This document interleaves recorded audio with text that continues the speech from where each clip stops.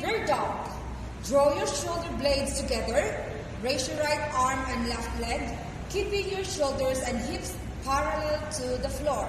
Lengthen the back of your neck and tuck your chin into your chest to gaze down at the floor.